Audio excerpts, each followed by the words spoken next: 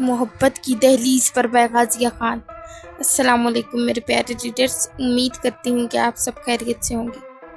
उमायमा अंदर आती है, उसका दिल जोर से धड़कता है। आर्यान को देख आंखों से आंसू बहना शुरू हो जाते हैं। वो दरवाजे के पास खड़ी हो जाती है। आर्यान का दिल तड़प उठा था अपनी जान से अजीज बीवी को देख। आन आपको गोली, वो हाथ के इशारे से उसे अपने पास बुलाता है। इधर आए, मेरे पास कुछ नहीं हुआ, मुझे ठीक हूँ मैं। वो आंसू बहाती छोटे छोटे कदम लेकर उसके पास आकर खड़ी हो जाती है। बैठे मेरे पास। वो हाथ पकड़कर उसे अपने पास बुलाता है। क्यों रो रही हैं? अभी वो यही कहता है कि वो उसके सीने से लगकर फूट फूट कर रोना शुरू कर देती है। आर्यान उसके सर पर हाथ रखता है।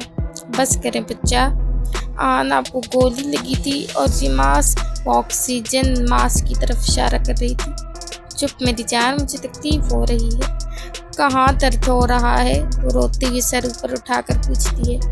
वो दिल के मकाम पर इशारा करते हैं। वो उसको उठाकर अपने राइट साइड पर बिठाता है। वो गहरे गहरे सांस ले रही थी। वो उसका हाथ पकड़कर उसे अपने पास बेड पर लिटाता है।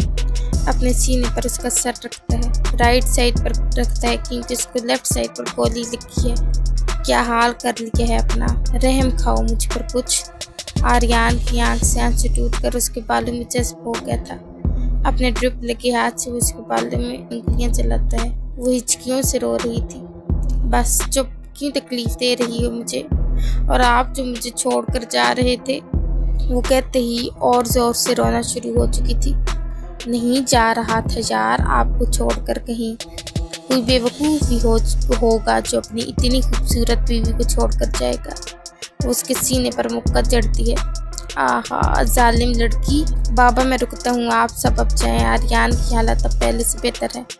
हाँ ठीक है, ख्याल रखना। किसी भी चीज़ की ज़रूरत हुई तो बता देना। जी बाबा, मैं भी यहीं रुकूंगा। राजान भी आगे बढ़कर कहता है। वो सब इस वक्त कॉरिडोर में खड़े थे। ठीक है, रुको तुम दोनों। लैला और शहरोज हमारे साथ हवेली जाएंगे। पलवश अभी वहीं पर है, हम चलते हैं, तुम सब ख्याल रखना। अहमद मलिक कहते हैं। जी बाबा आप जाएं। हाँ, फरहान कहाँ है? मामू जान वो बाहर गया है, उसे कुछ काम था। वो कह रहा था चक्कर लगाता रहूँगा। कंपनी का काम भी उसने करना था, प्रेजेंटेशन वगैरह बनानी थी। अच्छा ठीक है, हम चलते हैं। अपना ध्यान रखना बच्चों। बीवी जान अपना ख्याल रखना। घर आकर पूरा हिसाब किताब दूंगा। जियान नेता को रास्ते से जाते हुए कमर में हाथ डालकर पकड़ लेता है। मैं नाराज थी रात को आपसे, आपको याद नहीं है? वो मुंह के सावले बिगाड़ कर कहती है। नहीं, मुझे तो बस इतना याद है कि रात को आप मेरे सीने में मुंह छुपाए रो रही थी और मैं आपको प्यार कर रहा था। तब तो नाराज नहीं थी आप। तो वो तो सिचुएशन ऐसी थी ना, वरना मैं नाराज थी। किस बात पर नाराज थी आप? वो उसके बालों में मुंह छुपाए बोल रहा था। जान छोड़े ना, हॉस्पिटल में भी आप। अच्छा जाएं, लेकिन याद रखना पूरा हिसाब दूंगा अपना। कोई नहीं, भूल जाएं, दे ही ना दूं मैं कुछ आपको। वो पीछे होती उसे कहते ही भाग जाती है। चलो आओ राजान, हम आर्यान को देखें। जियान राजान से कहता है। जी भाई चलें। आर्यान बेड पर ऑक्सीजन मास्क लगाए लेटा था। उसके सीने पर उमायमा सर रखे नींद में जा चुकी थी। वो भी आंखें मूंदे लेटा था। उसे अपने राइट साइड के बाजू के हिसार मिलेगी। दरवाज़ा खोले वो दोनों अंदर दाखिल हुए थे। अभी अंदर ही पहुंचे थे कि चेहरे पर मुस्कुराहट आई थी और चेहरे नीचे को झुका गए थे। आर्यान ने आंखें खोले देखा था। हमें लगा तुझे हमारी ज़रूरत होगी, लेकिन राजान चेहरे पर मुस्कुराहट से चाहे पल भर को कहते हुए रुका था। आर्यान ने आईब्रो झुकाया था। चल हम चलते हैं, तुम लोग रेस्ट करो। जियान मुस्कुराहट से कहते ही राजान के कंधे पर हाथ रखे पैर को बढ़ गया। थोड़ी देर बाद आर्यान को एक डॉक्टर चेक करने आई थी। डॉक्टर ने कमरे में दाखिल होते ही एक लम्हे के लिए रुककर आर्यान को देखा, फिर मुस्कुराते हुए कहा, वाह, ये तो लगता है कि मरीज खुद ही थेरेपी शुरू कर चुका है, लेकिन हमें देखना होगा कि आपकी हालत वाकई बेहतर हो रही है या नहीं। वो चलती हुई कह रही थी और उनके पास आकर रुकी थी। मिस्टर आर्यान, कैसी तबीयत है अब आपकी? आई एम फाइन डॉक्टर, उसने मुस्कुराते हुए कहा था। डॉक्टर आर्यान की नब्ज चेक करने के बाद उसके चेहरे की तरफ देखकर बोलती है। अच्छा लग रहा है कि आपकी हालत बेहतर हो रही है। मुझे लगता है कि अब आपको ऑक्सीजन मास्क की ज़रूरत नहीं रही, लेकिन ये सिर्फ उस वक्त होगा जब आप खुद सांस लेने में आराम महसूस करें। फिर वो एहतियात से ऑक्सीजन मास्क उतारती हुई कहती है, ठीक है, आहिस्ता आहिस्ता सांस लीजिए। अगर आपको ज़रा भी घबराहट महसूस हो तो फ़ौरन बताएं। आर्यन हल्की सी मुस्कुराहट के साथ जवाब देता है, मैं बिल्कुल ठीक हूँ डॉक्टर, और मेरे साथ मेरी बीवी हो तो किसी और चीज़ की ज़रूरत ही नहीं। डॉक्टर हल्का सा मुस्कुराते हुए उमाइमा की तरफ देखती है और कहती है, ये वाकई बेहतरीन दवा है, लेकिन फिर भी आराम का ध्यान रखें और किसी भी गैर मामूली कैफियत में हमें फ़ौरन बुलाएं। Yes sure. आपने बोझ नहीं डालना था अपने ऊपर, और आप फिर भी। डॉक्टर मुस्कुराते हुए कहती हैं, डॉक्टर मुझे गोलियां लेफ्ट साइड पर लगी हैं, राइट साइड बिल्कुल ठीक है मेरी, लेकिन मैं अपनी बीवी को रोते हुए नहीं देख सकता था। वो मेरे साथ है, अब सुकून में है, और ये ऐसे सोई रहे प्लीज़। वो उमाइमा की तरफ मुस्कुराते हुए देख कर कहता है, ओके मिस्टर आर्यन, जैसे आपकी मर्जी में चलती हूँ। आपको कुछ मसला हुआ तो मुझे इन्फॉर्म कीजिएगा। वो मुस्कुराते हुए कहती है और चली जाती है। आई एम सो सॉरी जानेआन, मेरी वजह से आपको इतनी तकलीफ हुई। आपकी आंखों में आंसू आए, माफ़ कर देना अपने आन को। वो दिल में कहते ही उसके बालों पर अपने लब रखता है। कितना प्यार करता था वो शख्स अपनी बीवी से। वो तकलीफ में होते हुए भी उसके आंसू की, उसकी तकलीफ की फिक्र कर रहा था कि वो कितनी बेचैन रही है, वो कितनी रोई है। वरना कुछ लोग तो ऐसे होते हैं जो अपनी तकलीफ में दूसरों को दर्द देख ही नहीं पाते, लेकिन वो तो अपनी हर सांस में अपनी बीवी की खुशी और सुकून को मुकद्दम रखता था। ये कैसा इश्क था कि अपने जख्मों की परवाह किए बगैर वो उसके आंसुओं का बोझ अपने दिल पर महसूस कर रहा था। ऐसे लगता था कि उसकी ज़िंदगी का हर लम्हा सिर्फ एक मकसद के लिए था, अपनी बीवी को तकलीफ से दूर रखना, चाहे खुद कितनी ही अजियत सहनी पड़े। मोहब्बत के ऐसे रंग शायद दुनिया में कम ही देखने को मिलते हैं, जहाँ दिल अपना दर्द भूल कर दूसरे का सुकून मांगता है। वो सब अपनी हवेली पहुंच चुके थे। सब लोग कामिल साहब, आलिया बेगम, फारिस, महा और अनाया भागते हुए आए थे उनके पास। बाबा भाई कैसे हैं, बताएं कैसी तबीयत है उनकी। अनाया रोते हुए अपने भाई के बारे में पूछ रही थी। ठीक है, आर्यन को होश आ गया है, अहमद मलिक ने सबको मुस्कुराते हुए बताया था। शुक्र अल्लाह का बहुत बहुत। कामिल साहब और लैला बेगम ने अल्लाह का शुक्र अदा किया था। और भाई साहब, हमारी उमाइमा कैसी है, कामिल साहब ने पूछा था। ठीक है, वो भी अब बहुत बेहतर है, वरना राज़ान के अलावा कोई उसे कंट्रोल नहीं कर सकता। अब तो आर्यन के पास है। भाई कब आएंगे, हमें भी जाना है उनसे मिलने, फारिस ने भी संजीदगी से पूछा था। वो कुछ दिनों तक आ जाएगा, जैसे ही डॉक्टर बताएंगे उसकी कंडीशन के बारे में। मैं सबके लिए खाने का इंतज़ाम करती हूँ। आलिया बेगम खाना तैयार करवाने किचन में जा चुकी थी और बाकी सब अपने अपने कमरों में। आर्यन उमाइमा को उंगलियों से तंग कर रहा था। कभी उसके चेहरे पर उंगली चलाता तो कभी उसके होंठों पर। उसने आहिस्ते से अपनी आंखें खोली थी। आन, उसने नज़र उठाकर आर्यन को पुकारा था। जी जाने आन, कब से सो रही हैं, अब उठ जाएं। आन, आपकी तबीयत ठीक है? जी मैं ठीक हूँ, मेरा बच्चा अब कैसा है? मैं ठीक आन। उसके बाल बिखरे हुए थे, चेहरे को बालों की आवारा लिट्टे छू रही थी, आंखें सूजी हुई थी। उठते हुए उसे देखते कहती है। आर्यन उसे कमर से पकड़कर अपने करीब करता है। किधर जा रही हैं? कहीं भी नहीं, आपको दर्द ना हो इसलिए मैं उठ रही थी। मुझे नहीं होगा दर्द, मेरे पास ही लेटी रहें। कोई आ जाएगा। मेरा बच्चा, सब देख कर जा चुके हैं हमें। जब आप मेरे पास सो रही थी सब ने देखा, उसकी आंखों में देखते हुए पूछती है। सब ने क्या सोचेंगे? यही कि आर्यन मलिक कितना प्यार करता है अपनी बीवी से। आन, आपको दर्द तो नहीं हो रहा ना? नहीं मेरी जान, मुझे नहीं हो रहा, आप परेशान ना हो, अगर हुआ तो बता देना। वो आंखों में नमी लिए कहती है। आइंदा के बाद ये नमी ना देखूँ आपकी आंखों में। आई बात समझ, और मैं ठीक हूँ। अगर दोबारा आपने अपनी तबीयत ख़राब की तो बहुत बुरा पेश आऊँगा मैं।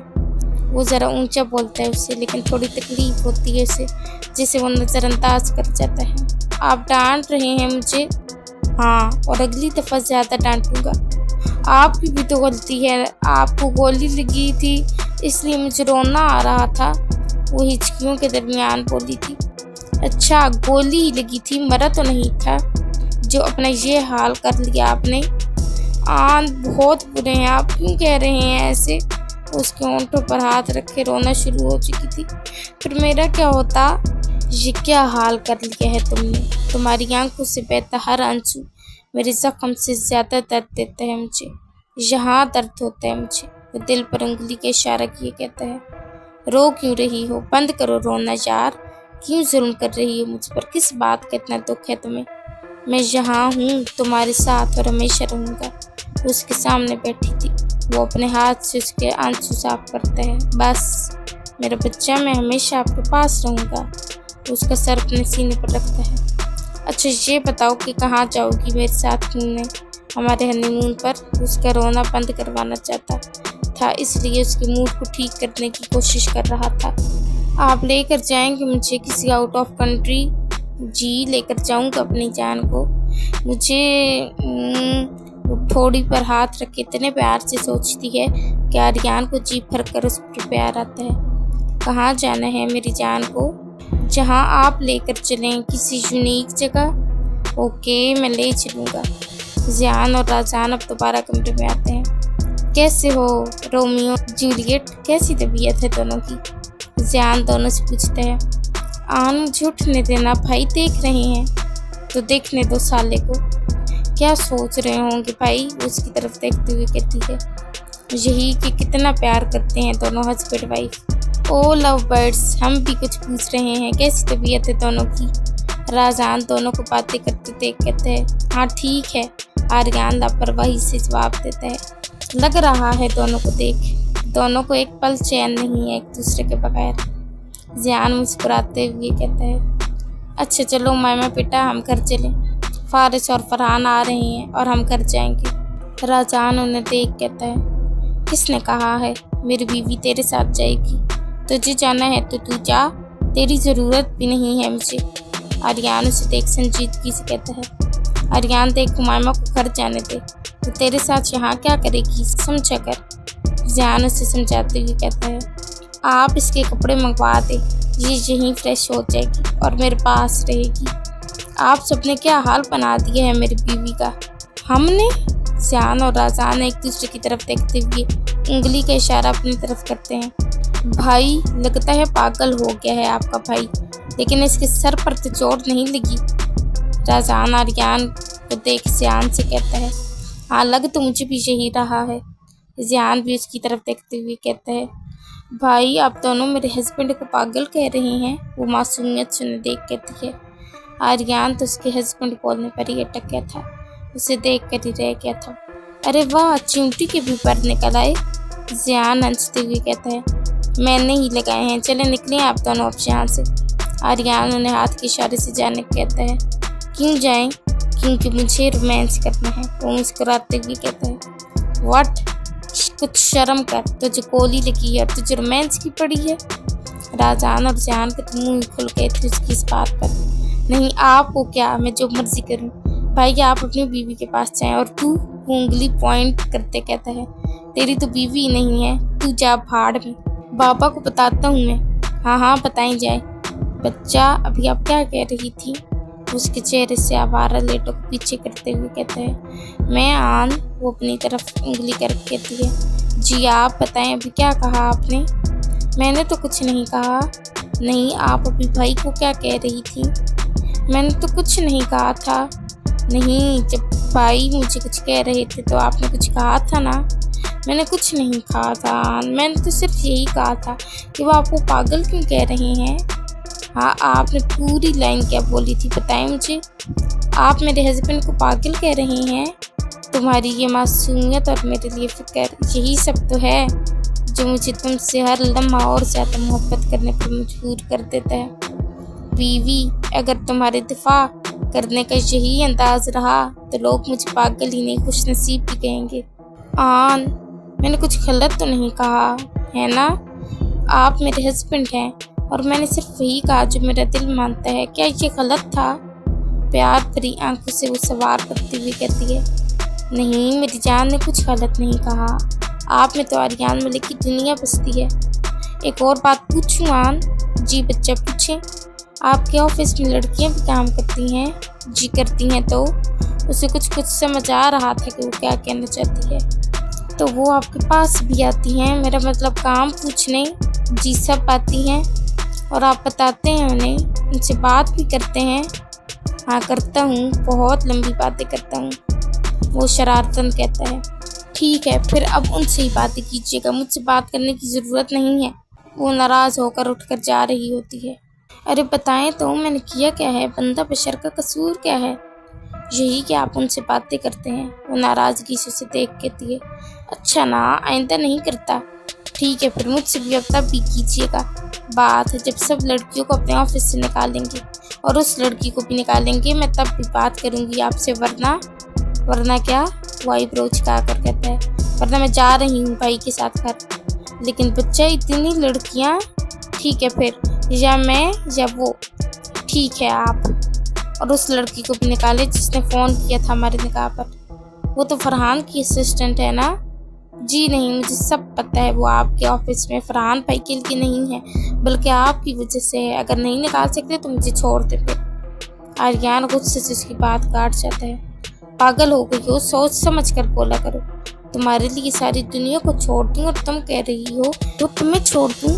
तुम्हें छोड़ दिया तो सांस कैसे लूँगा? डैम इट, आइंदा जो बात मनमानी हो सिर्फ हुक्म किया करो, ये बातें मत किया करो छोड़ने वाली, वरना मुझे खुद नहीं पता मैं क्या कर गुजरूंगा। वो इतना ऊंचा बोलता है कि दर्द की वजह से आंखें भी लाल हो जाती हैं। वो करा पड़ता है।